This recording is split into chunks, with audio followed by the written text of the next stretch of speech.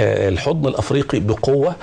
ويعني حضرتك انا هدي لحضرتك مثال بسيط جدا. رئيس تنزانيا عندما قابل رئيس مجلس الوزراء الدكتور مصطفى مدبولي في تنزانيا، لان احنا بنبني هناك سد كبير جدا اللي هو السد التنزاني. حاجه يعني جميله جدا مصر بتعملها هناك في تنزانيا. فتحدث عن فكره الرئيس التنزاني لرئيس او دوله رئيس الوزراء عن فكره انه السيد المسيح عندما هددت حياته قصد مصر لمساعدته.